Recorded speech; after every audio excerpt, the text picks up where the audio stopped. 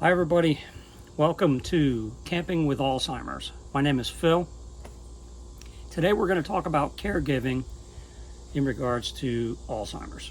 My wife Nancy, she's over in the house, and this is just an awkward video to do with her here. I had every intention originally to do that, but there's a lot of stuff that I don't think she's going to want to hear.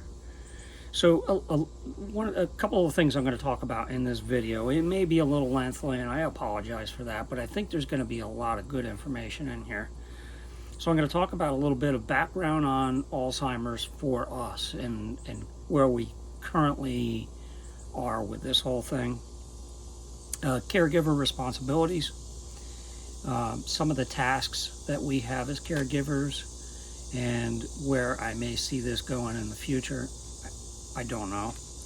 I kind of have an idea that I don't want to know, but and then camping with Alzheimer's, because that's what this is all about, which is currently on hold because our Winnebago has been at the dealership for two months being repaired. That's going to be a whole nother video in itself about that trailer and some of the issues we had, and maybe the corrections that they're doing with it. And then, of course, I'm gonna close with how we, as caregivers, need to take care of ourselves all along while we're taking care of our loved ones. And that's not only taking care of ourselves physically, but mentally. And we want to extend our lives, reduce the stress as much as we can, and obviously extend their lives. So, and Nancy and I have been married for 38 years, and they're terrific years. We're blessed at a younger age to be retired. She's 56 years old. Gosh, I might get that wrong. But she's 56 years old. She has early onset Alzheimer's, as diagnosed in, I believe it was March of this year. She had a previous diagnosis, I think in 2017, a few years ago, of Alzheimer's. But it was a very subjective opinion, not based on anything other than family history and some of the cognitive struggles she was having at the time. So we really didn't go with that diagnosis at all when it happened. This one in March was a more objective, not totally objective, because it does have false positives to it,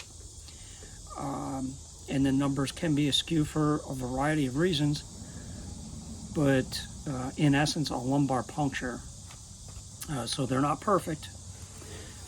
We're currently in the process of exploring a blood test to shore that opinion up a little bit.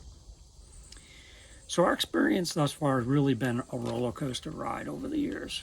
And it's a roller coaster ride of a variety of diagnoses, medications, hospitalizations, and more medications and changes. And it's just been an evolution of this. Cognitive decline, where then it kind of recovers a little bit. It's just been that type of a roller coaster. Anxiety, depression, OCD, bipolar was another diagnosis. So there's a wide variety of things that folks may go through, and everybody's different. Everybody's going to handle all this stuff differently. I'll tell you up front, this is my observations. This is our experience. It's nothing medical, and yours may be totally different than this. So keep that in mind as you progress through this, because I will talk about some medications and changes that haven't worked for us that might work for you. Never know. She has had a family issue with dementia. And some have said, and I think they're really getting back to a subjective opinion again, some were said to have been Alzheimer's. When a doctor says it, It's gospel to some people. It's not gospel to me. I want to see or hear physical evidence to be able to show that. So I like it a little more on the stronger side of being objective. But I'm good with this diagnosis. I struggled with it at first, like many others. I would like to see more, and we're still, again, progressing towards getting more evidence to show if this is actually it, because if so, then we know what we have to look forward to or not. Medications that we've tried have really created the roller coaster ride, right? So we've actually tried, in regards to Alzheimer's meds, some of the newer, not the newer medications, there's some new ones out that have just gone through approvals and got approved. So we haven't tried those yet. They're very expensive. We don't know if the insurance company is going to do it. They have some very bad side effects to them, so we may just forego those at this point. We don't know yet. I think if a doctor strongly urges us to do it, we may do it, but at this point we're not. So we've tried a variety of others that are supposed to slow the cognitive decline down, slow the progression of Alzheimer's, in essence. And we've tried 3 different ones. The last one being memantine. Our experience with memantine was terrible. So there's a way to get on memantine. You start and you progressively build up. Once you build up to a certain point and you're on a full dosage, then you have to give it a time period, which, if I remember right, was about a month on that medication. So you're dealing with a time period of 6 weeks, 8 weeks in there before they'll know if this medication is going to work for you or not. Almost from day one.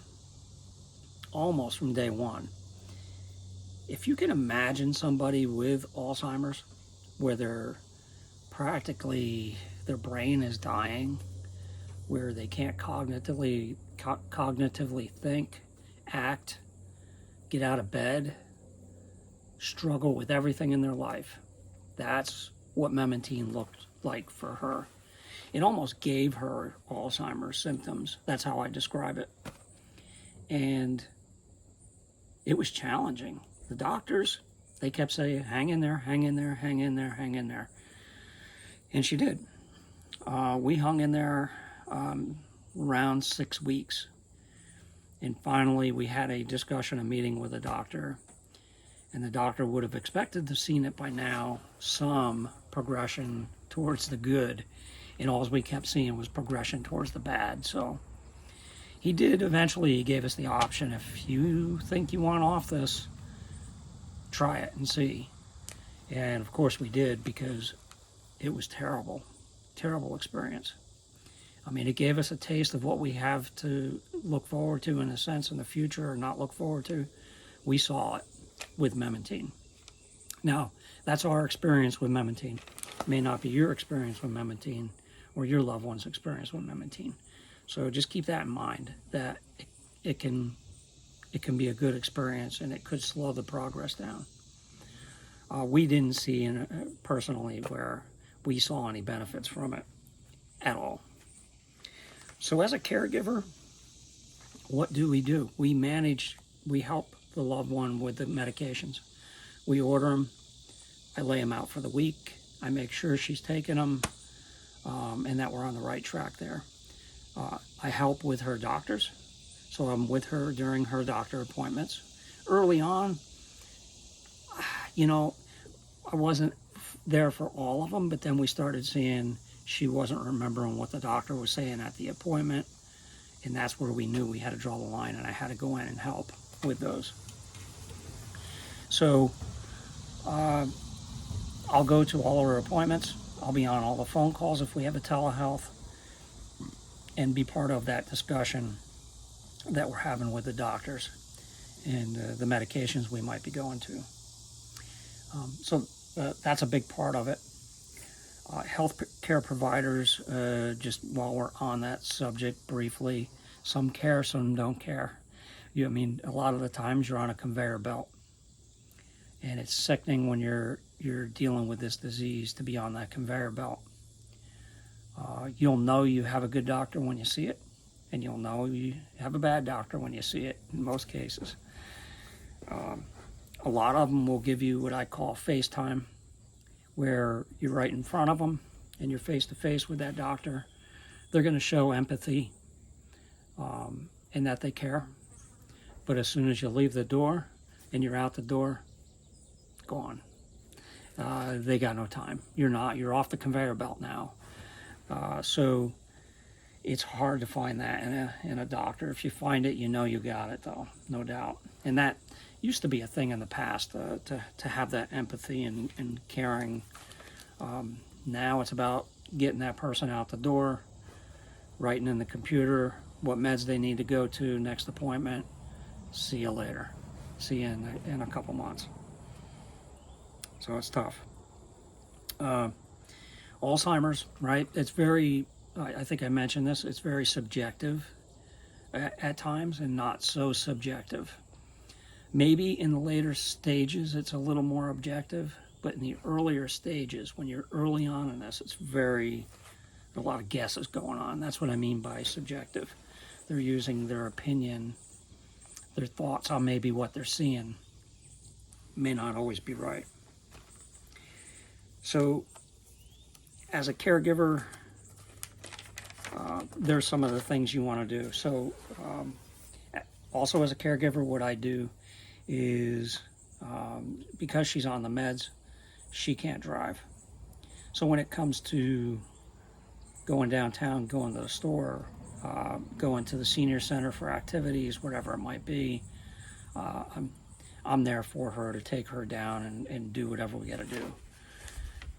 And stay on top of all that stuff. I'm the entertainer. I try and find stuff for entertaining, whether it be going downtown to see a movie or a show. The driver's license is hard for her, right? Because it's independence, and that was a big struggle to get through. I can almost do a whole video on that whole process of what our experience looked like in that, and it's difficult, and it remains difficult. But we have to be there to offer praise for them, be understanding, and be patient. And if she sees this, she'll laugh at that, because she believes I'm not as patient, and as this progresses, I think her big worry is that I won't be patient. I'll lose patience, and I do lose patience. Anybody who says that they don't lose patience is very wrong, because to an extent you will. You know, what she sees me losing patience is very minute, small, in the scope of things. So I think I'm doing okay, and as it progresses, and I'll do better and better with it. So, but patience is really, really hard. Tamping down the fears of what might come in the future is a constant battle as a caregiver. So we're constantly having to settle them down in their brain, because they know what's happening. She knows. She's seen it with her parents. She's seen it with other people. She watches videos. She knows what this is going to look like for her in the future, and what it's going to look like for me in the future. And that worries the heck out of her. So as a caregiver, that's what we do, is try to slow that down a little bit, the best we can. Also as a caregiver, I'm there to talk to family, friends, brief them, keep them up to date on where she's at, what she's doing, what's not going well. I think a big part and a sad part to this whole disease, right, is because they lose their cognitive abilities, and that progresses in a bad way. People don't understand it. Friends will become distant because they don't understand it. Friends will become distant because sometimes they want to distance themselves from whatever pain they're about to go through seeing you go through this. And that's sad to watch from a caregiver perspective. But it can happen. Unfortunately, it happens with family too, in some regards. And what a caregiver may go through, the rest of the family really may not have any idea what they're going through on a daily basis. Sometimes they do, and they want to see and have that image in their mind of the happy loved one, and the one without the cognitive problems, the one without the medication problems, and that happy-go-lucky person. That's the memory they want. So watching them go through this is hard for loved ones and family. But as a caregiver, that's what I do. I let the family know, hey, this is where she's at. This is what's going on. These are our next steps. This is what the doctor had to say and such. As a caregiver, I'm concerned about her health, my health as well, and especially the combination of both, right? There's no one more than the other. We've taken on a very healthy eating regimen, which may or may not come a video someday, but we are whole plant based eaters, with no oil, no gluten. So it's, and that's what some people call vegan. So there's no meats, there's no chicken, there's no eggs, there's no wheat, there's no gluten, and there's no type of oil. So we don't cook with oils or anything. Right or wrong, I can tell you, you can go out and find videos to argue both sides of it all day long. And do we miss stuff in our diet? Yes, we try to make up for as much as we can in supplements. But both of us are doing it. We eat a lot of vegetables. And it's hard to think you can just eat vegetables, but there's actually a lot of good meals you can make that are whole food, plant-based foods without oil or anything. It's working. And we're, I want to say 2.5 months into it now. So we've been doing it for a while. She's lost weight, I've lost weight. We're hoping at some point this stabilizes. It's a very slow weight loss. So that's the good part about it. In a sense, I'm not overly worried in that sense, but I do hope it plateaus at some point and we can find that balance for each other.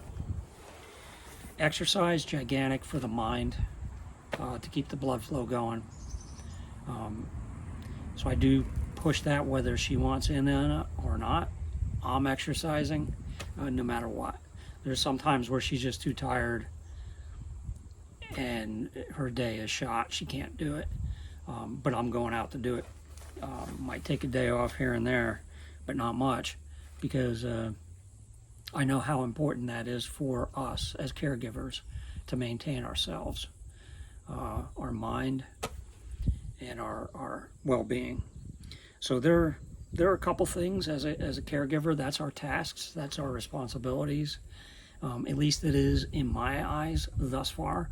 I know that will increase in the future as caregiving. Those responsibilities will start to increase. To what point? To what end? I don't know. I try to take it one day at a time and not look that far into the future. So camping, again, not much. We haven't done much lately because our camper has been in the shop for 2 months. You'll catch the video on that. Well, camping, we've talked about this in the past, can be very stressful for your loved one. And as a caregiver, we have to try to tamp that down. So if we're driving down the road, we got the trailer hooked up or the camper on the truck, or we're driving the camper, whatever kind of camper you might have, and you're going to your location and your GPS is sending you some wacky way that you know is not right, or you do get lost getting to your destination. The more stress you're under as the driver, that reflects onto your loved one quickly in the passenger seat. So that's an example of stress. And there's a lot of stresses that can happen during a trip. The reason our Our camper is at the dealership, is this slide out that goes out the side of the camper, extends out and gives us a lot of room in the camper. Without it, we have to have it out when we go camping. That stopped working for us early into our last 2-3 week trip, I think it was, and it was ugly, very, very stressful. So that, as much as I try as a caregiver to stop that one from happening, it was right in your face the whole time. You couldn't avoid it. So that was stressful. Stresses will increase the anxieties by far twofold, right? So try to keep them in check as best you can. So camping, some of the other maybe little stressors might be, you're in tight quarters, right? When you're in your home, you have a bedroom, maybe 2 bedrooms, maybe a kitchen, a bathroom, maybe 2 bathrooms, a living room, your TV. Well, that's all in one little confined area when you're camping. And granted, there's a lot of good about it, don't get me wrong here. I'm just saying it creates that environment where they are stressed. Also, you can be going to a location that they just don't know, and she'll often be talking to somebody on the phone and not even realize we've been in maybe Kentucky for 3 days and she can't remember what state she's in. So let alone what town or what maybe national park we're at or whatever it might be. She just can't remember that stuff all the time. Some stuff she's excellent with, for some reasons something doesn't click. So that creates stress, is that they can't remember even where they're at. Maybe thoroughly enjoying it, the location, but can't remember it. So that creates issues as well. It's not all fun and games when you're camping. You're going to location, trying to get to a destination maybe. There's some boredom in there. So as a caregiver, when you're camping, you're the entertainer. You have to come up with the games, keep the stress down, whether it be cards, Scrabble, maybe not Scrabble. Scrabble might be a little too intense, but Uno, Yahtzee, different things like that. Keep it light. Keep doing something. You are the entertainer to fight off the boredom. There's some dangers of camping. If you have problems at home and you're concerned with your loved one leaving the home and wandering someplace, this is a very different environment when you're camping. You may not even understand your environment, where you're at, where you pull into a campground, and how to get to the bathroom, or how to go for a walk around the loop, whatever it might be. Think for them, they're really going to struggle with being able to find their way around and negotiate. So they can get lost very easily, and that's a dangerous situation. So be cognizant of where your loved one is all the time. Bathing, eating, and doing normal tasks, washing your clothes, very different when you're out on the road. And as a caregiver, you have to reduce the stress by trying to make it as programmed as possible to keep them. And I will say, as you begin your journey, it's a little stressful, but as you get further and further into your journey, and the farther along you get in your journey, the less stressful it becomes. They become comfortable with that environment inside the camper and maybe whatever your destination is. So yes, I heard from somebody else on Facebook at one time. It was a question they posted, and I have experienced this as well, so I think it's a good one for camping with Alzheimer's folks. And that's, at one point, she would help me back the trailer up, guide me into spots, help negotiate things, maybe even with the GPS and finding a restaurant or whatever it might be. Well, we've gotten to that point where it's been like a switch. Not to say it can't come back and that she can't help me back if I really, really need it. But it was almost a switch at one point. We pull up to a camping spot, and a normal routine was her to get out and start helping me back up, and she just sat there, like totally forgot this is part of the process, and that I was relying upon her for part of that process. So that stopped happening. Again, that may come back for us, but don't have the expectation that that person can help you. When it came to setting up our trailer, there's a lot of different tasks to get the trailer set up. Some of them are smaller that easily she used to be able to do. Now she can't put the thought process behind unless I explain it each time. And explaining something each time to somebody going through this disease is demeaning. I don't mean it to be demeaning, and as a loved one, you don't mean to be demeaning, but it is taken that way, right? Don't be offended by that, because it happens. You may be demeaning in their eyes, although you're not trying to be, you're just trying to be helpful. Whether it be anything, you could be correcting them and saying, no, we left on this day, not on this day. Some of that stuff you can let go and not say anything about. Some of it's too important and you have to say something to them and correct them. But correcting somebody with Alzheimer's is demeaning. Face facts. And as a caregiver, that's a hard thing. It's hard balance to try and figure out,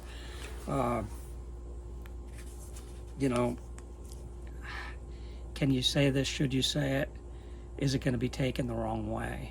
Choose your words very carefully. And as a caregiver, you'll figure this out, because you'll find that it's challenging, no doubt. And this whole thing, right, is a challenge of a lifetime, not just camping. Camping shouldn't be. It should be enjoyable, and hopefully you're still in the early stages where you can get out and still do some of this, and we feel we are if we had a camper to do it right now. Be cognizant as you're camping, social situations may not be comfortable for your loved one, right? Because they may not be comfortable telling everybody that they have Alzheimer's and why they may have cognitive problems. It may scare them out of certain social situations because they're aware of what they're doing or what they're saying, and they know how it may look on the other end. So that can become an issue socially. Not always, and I think once they get into it and they become social, their initial fear of being social is gone. So being social is really good. It's just a matter if you can get them over that hurdle. So the caregiver, that's your job, is to get them over that hurdle. Sometimes they want to be social, so you don't have much of a hurdle to get over. So that's another thing with camping. A couple other things. This is from my perspective of a caregiver. I've heard this out of doctors before, but psychosomatic. Psychosomatic is a term that's used for someone who hears something, maybe sees something, and then starts to think it. I've heard this time and time again, and you can see it at times. Well, try and find an example of psychosomatic. If you tell your loved one that, or they see a video on it that says your mental focus is going to go through a roller coaster ride or get really, really bad, and then it will get really, really good. That gets in their head. This is a total example, and I'm not saying even with Nancy this has happened. This is a made-up example. So then they'll start to see it, right? And this does happen. There are certain things they'll see or hear or be told may happen in the future, just like that, it'll start to happen. So be careful of what you subject them to. I made a mistake one time and I didn't know this, and I kind of scolded some folks on it. But we saw something about a seminar being held about Alzheimer's, and they were showing a movie about Alzheimer's and how music affects Alzheimer's patients. And I felt comfortable with the movie would be good for her to watch, myself to watch, and learn about. So as we went to this seminar, we quickly found we were the only ones there with someone who had Alzheimer's. It was more of a seminar that was talking to all these groups that took care of people. Some of the subject matter in that seminar was not for her ears. Some of it wasn't even for my ears to hear. More so me than her, but she should have never been at that, and that was a mistake on my behalf, as well as on their behalf there for subjecting that to us. So be careful about some of that stuff you may show your loved one. They do become reliant upon you in a lot of ways, which is okay currently where we're at, but you want to fend that off as much as you can as well. So what I mean by that, and the driving is one thing, that's totally fine. You don't want somebody who's on medications out on the road, forgetfulness, and maybe getting lost, and not paying attention like they should on the highway. Again, I can do a video on that because that's important. But when it comes to household stuff, the more you do on a daily basis, the more they're just going to say, okay, he's got this, or she's got this, and not do it. So weigh those options, keep them busy, keep them into something and doing something. And to kind of wrap up the camping thing, when the time is needed, they may come into a particular time where they need their space. You may need your space too as a caregiver. But be cognizant as a caregiver, they may need some time alone to decompress from what they're going through. Maybe they just need to go to sleep and relax. Maybe they need to take another medication to calm themselves down from the stress. So be cognizant of the space they may need and give them the space they need. All right, so that's kind of for everybody. I think maybe even husbands and wives and anybody traveling in a small space may need their space. But it's harder to do as a caregiver when you're out on the road to get your walks in, maybe get a run in, ride the bike, but kind of try to gear everything around that, because exercise for you super important. Eating right, sleeping right, all that stuff is very important. So to wrap this whole thing up, I mean, caregiving is a sacrifice that you're going through, that we're all going through. Probably the greatest sacrifice in your life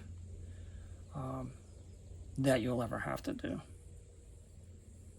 Know that your loved one appreciates it. They care for you, and you're looking out for their quality of life and through their care. So your sacrifice is appreciated by them. Know that, right? We talk about that, and that was one of her big fears going into this, is how I deal with this. So your sacrifice is not going unnoticed. And when I talk about your care too, if you need to talk to other people about what's going on, reach out to family, friends.